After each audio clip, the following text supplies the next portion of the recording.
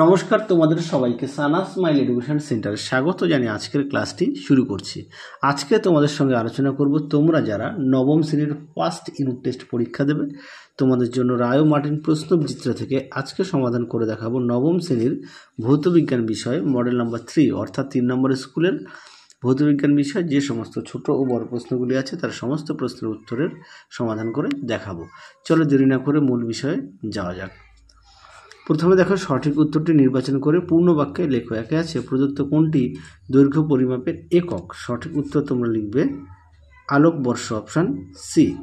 পরবর্তী দেখো 2 দাগের পরবর্তী প্রশ্ন দেখো 2 দাগের একটি বস্তু 10 সেন্টিমিটার ব্যাসার্ধের বৃত্তাকার পথের অর্ধেক অতিক্রম করলে সরণ হবে। সঠিক উত্তর হবে 20 সেন্টিমিটার, অপশান ডি। পরবর্তী দেখো 3 দাগের কোন রাশিটির একক 3টি মৌলিক একক দ্বারা গঠিত। সঠিক উত্তর হবে এর মধ্যে থেকে বেগ।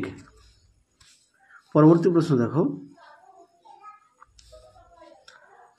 4 দাগের প্রশ্নের উত্তরটা হবে নিউক্লিয়াস। আমি প্রশ্নগুলো বলছি না, শুধু উত্তরগুলো বলে দিই, তাহলে ভিডিওটা একটু শর্ট হবে। 5 দাগের প্রশ্নের উত্তরটা হবে অপশান এ, ত্বরণ থাকে না। 6 দাগের প্রশ্নের উত্তরটা হবে জল, অপশান বি। পরবর্তী দেখো 7 দাগের প্রশ্নের উত্তরটা হবে অপশান সি। পরবর্তী দেখো 8 দাগের প্রশ্নের উত্তরটা হবে অপশান ডি। পরবর্তী দেখো গ্রুপ বির প্রশ্নগুলোর উত্তর। 1 দাগে কি আছে,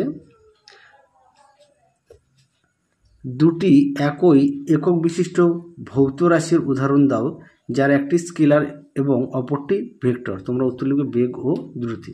পরেরটা দেখো কার্যের সমমাত্রিক রাশিটির নাম লেখো। উত্তরটা দেখো শক্তি, অথবা দিয়ে দেখো শূন্যস্থান পূরণ। দেখে নাও প্রশ্নের উত্তরটি। 3 দাগ দেখো নিউটনের কোন গতিসূত্র থেকে সিদ্ধান্ত করা যায় যে প্রকৃতিতে একক বিচ্ছিন্ন বলের অস্তিত্ব অসম্ভব। উত্তরটা লিখবে তৃতীয় গতিসূত্র। 4 দাগ দেখো 4 দাগের প্রশ্নটা দেখো, চলন্ত দুটি ট্রেনের যাত্রীরা কখন পরস্পরকে স্থিরতাবস্থায় দেখে। উত্তরটা এখানটা লিখবে, দেখো দেওয়া আছে একই বেগে ও একই অভিমুখে ট্রেন থাকলে। হ্যাঁ, একই বেগে ও একই অভিমুখে ট্রেন থাকলে। পরটা দেখো এক ডাইন সমান কত নিউটন। উত্তরটা দেখো 10⁵ নিউটন। পরটা দেখো 5 দাগের বৃত্তপথে আবর্তনশীল ত্বরণের অভিমুখ কোন দিকে হয়। উত্তরটা লিখবে কেন্দ্রমুখী। 6 দাগ দেখো কোনো বস্তুকে ক্যাথোড রশ্মি দ্বারা আঘাত করলে কি ঘটে। উত্তরটা লিখবে উচ্চ গলনাঙ্ক বিশিষ্ট ধাতু, যেমন টাংস্টেন। 7 দাগ দেখো কোন বলের প্রভাবে নিউক্লিয়াস ভেঙে যায় না। উত্তরটা দেখো নিউক্লিয়াস। পরবর্তী প্রশ্ন দেখো স্কেল সাধারণত কাঠের তৈরি হয় কেন। দেখো প্রশ্ন উত্তর, দেখে নাও প্রশ্নের উত্তরটি।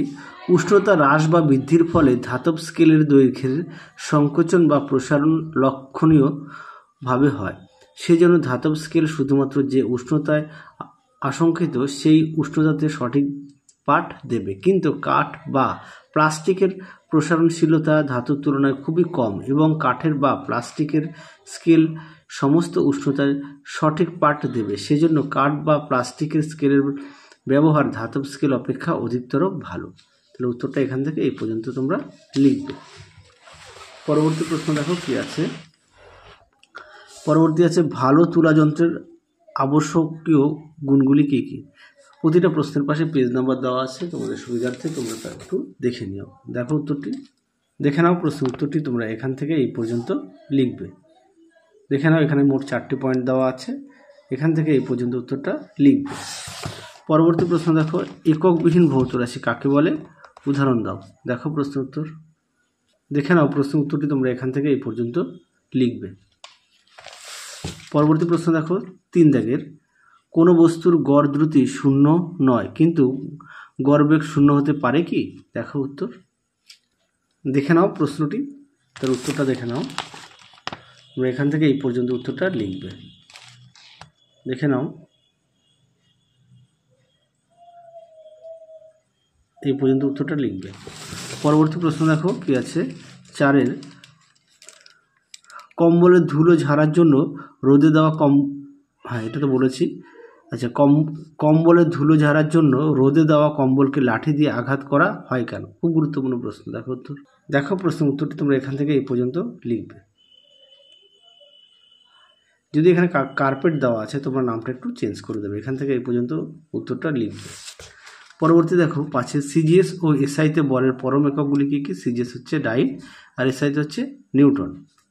পরটা দেখো 6 ভর ও আধানের বিচারে প্রোটনের সঙ্গে ইলেকট্রন দুটি পার্থক্য উল্লেখ করো।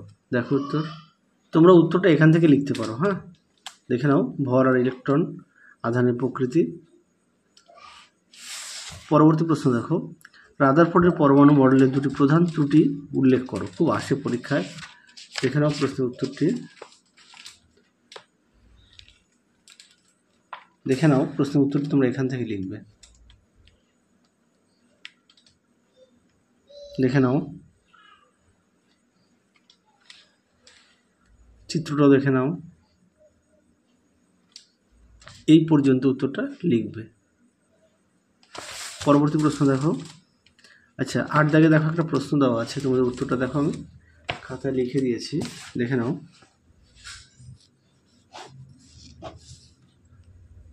আশা করি দেখে নিয়েছ। পরবর্তী প্রশ্ন দেখো, গ্রুপ ডির প্রশ্ন, 1 দাগের রৈখিক ভরবেগের সংরক্ষণ সূত্রটি লেখো। দেখো উত্তর, দেখে নাও প্রশ্ন উত্তরটি, একেবারে ব্যাখ্যাটাও দেখে নাও, পরীক্ষায় ব্যাখ্যাও আসে। পরবর্তী প্রশ্ন দেখো, রৈখিক ভরবেগের সংরক্ষণ সূত্র থেকে নিউটনের তৃতীয় গতিসূত্রটি প্রতিষ্ঠা করো। দেখো প্রশ্ন উত্তর,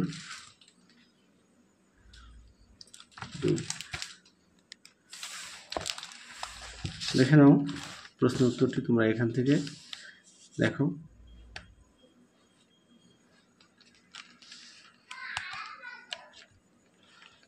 দেখে নাও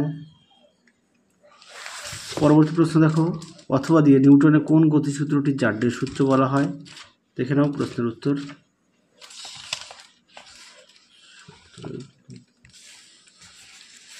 দেখে নাও এখান থেকে এই পর্যন্ত উত্তরটা লিখবে। দেখে নাও 3 দাগের প্রশ্ন উত্তরটি, এখান থেকে এই পর্যন্ত উত্তরটা লিখবে।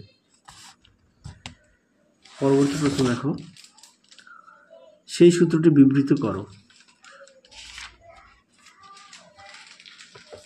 দেখে নাও এখান থেকে এই পর্যন্ত লিখবে, এখান থেকে এই পর্যন্ত উত্তরটা লিখবে।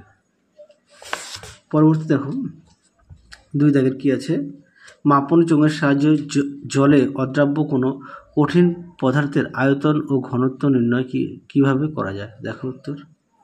আচ্ছা প্রথমে আয়তনটা দেখো, দেখে নাও এখান থেকে এই পর্যন্ত লিখবে।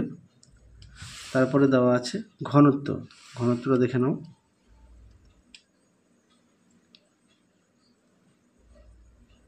এই পর্যন্ত লিখবে।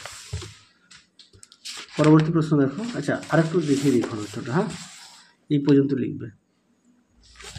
পরবর্তী দেখো কি আছে, 3 দাগের যে প্রশ্নটা দেওয়া আছে তার উত্তরটা দেখো, আমি এখানে লিখে দিয়েছি। হ্যাঁ, ইলেকট্রন ইকুয়াল টু কত? 18। তারপরে দেখো মোট নিউটন হচ্ছে 13টি। তাহলে চলো আজকের মতো এখানেই সমাপ্ত করছি, আবার দেখা হবে খুব শীঘ্রই তোমাদের পরবর্তী ভিডিওতে। তোমরা সবাই সুস্থ থেকো, ভালো থেকো। আজকের মতো টাটা।